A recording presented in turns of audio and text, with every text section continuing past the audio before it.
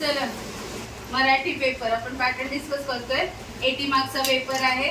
ते दोन भागामध्ये विभाजन केले. 40 मार्क पाठ्यपुस्तक विभाग आणि 40 मार्क व्याकरण आणि उपयोजित लेखन. आता या पाठ्यपुस्तकामधलं 40 मार्काचं आहे. त्याच्यामध्ये फर्स्ट वन आहे गद्य. गद्यामध्ये जे तुमचे पठित उतारे जे दोन असतात ते एकूण 14 मार्काचे. त्याच्यानंतर येतो अपठित उतारा 4 मार्क्सचा. त्याच्यानंतर पद्य आकलन. पद्य आकलन मध्ये काय येतं, एक पोयम येते, त्याच्यावरचे क्वेश्चन आन्सर ते किती मार्क्सचे असतात, 8 मार्क्सचे असतात. आणि 8 मार्क्सचा जो असतो पाठ त्याच्यामध्ये तुम्हाला काय येतं, पहिला जो क्वेश्चनचा पाठ त्याच्यामध्ये 2 पोयम दिले जातात. त्याच्यामध्ये तुम्हाला एका पोयमचं त्याचा विषय लिहायचा असतो.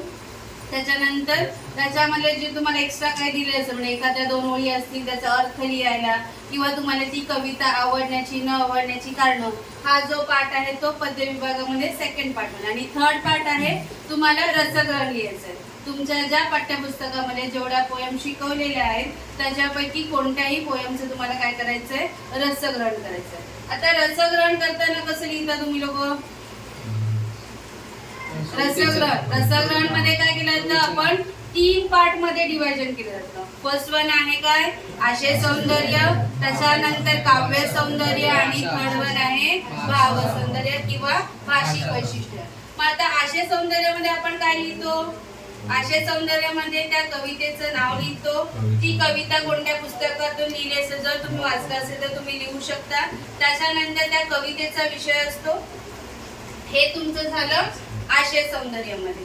त्याच्यानंतर काव्य सौंदर्य, ज्या तुम्हाला ओळी दिल्या रसग्रहण करण्यासाठी त्या ओळींचा तुम्हाला काय करायचं, अर्थ लिहायचा आहे. कशामध्ये, दुसरा जो पाठ आहे काव्य सौंदर्यामध्ये. आणि लास्ट वन आहे भाषिक वैशिष्ट्य. तर त्या भाषिक वैशिष्ट्यामध्ये जी तुम्ही कविता अभ्यासली आहात म्हणजे जो तुम्हाला त्याची रसग्रहण करतात तर ती कविता कशा प्रकारे तुम्हाला म्हणजे समजायला सोपी आहे, अलंकारिक भाषा आहे किंवा वृत्त वापरली आहेत किंवा अभंग आहे, जे तुम्हाला आपले जे नवरस दिलेले जे नवरस असतात त्या रसांपैकी कोणता रस वापरलेला आहे का, अशा प्रकारे ते भाषिक वैशिष्ट्यामध्ये तुम्हाला ते काय लिहायचे, पोयमचं तो रसग्रहण करायचं आहे.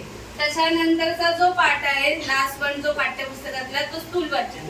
आता स्थूल वाचन मध्ये म्हणजे तुम्हाला काय आहे, 4 टोटल स्थूल वाचन आहेत. त्याच्यामध्ये 3 लेसन आणि 1 पोयम.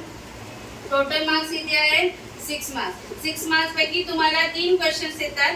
3 क्वेश्चन पैकी 2 लिहायचे असतात. आणि त्याच्यामध्ये तुम्हाला 3ही क्वेश्चन्स असतात ते वेगवेगळ्या 3ही लेसन वरचे असतात. म्हणजे जो चौथा ते 3ही लेसन म्हणजे कोणते, ते 4 पैकी 3ही कोणती असतील ते मी सांगू शकत नाही की बाबा हा वगळा, किंवा तुम्हाला कंपल्सरी त्या 4ही लेसनचा अभ्यास करायचा आहे.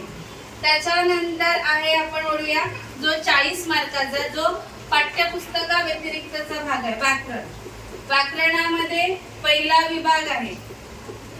आपण तुम्ही आता एकत्र बसलात, इंग्लिश मीडियम आहे, मराठी मीडियम आहे.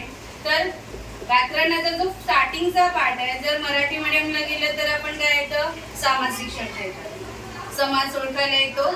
आणि त्याच्यानंतरचा आहे तो उपसर्ग गठित, प्रत्यय गठित आणि अभ्यास शब्द.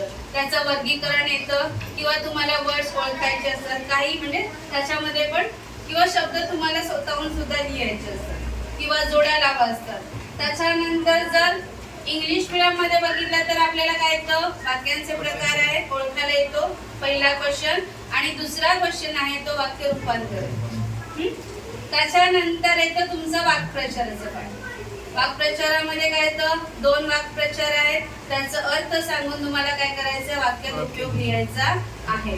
त्याच्यानंतरचा तो तुमचा भाषा अभ्यास आहे. म्हणजे त्याच्यामध्ये विरुद्धार्थी शब्द, समानार्थी शब्द, लिंग, वचन शब्द, शुद्ध लेखन येतं किंवा शब्द समूहाबद्दल एक शब्द. हे सेम आहे इंग्लिश मीडियम आणि मराठी मीडियमला. पहिले 2 क्वेश्चन सोडले तर बाकी सगळं काय आहे, सेम पार्ट आहे.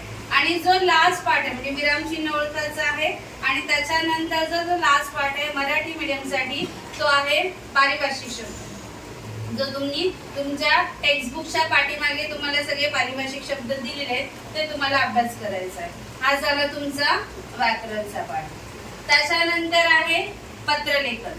पत्रलेखनामध्ये काय येतं, 2 एक टॉपिक वरती म्हणजे दोन प्रकारे पत्र लिहायचे असतात. एक असतं काय असतं औपचारिक पत्र आणि दुसरं अनौपचारिक. कधी कधी दोन्ही औपचारिक पत्र असतात म्हणजे मागणी पत्र.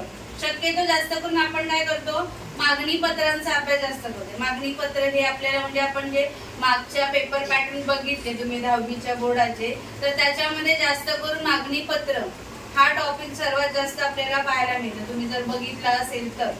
त्याच्यानंतर तक्रार पत्र आहे, विनंती पत्र.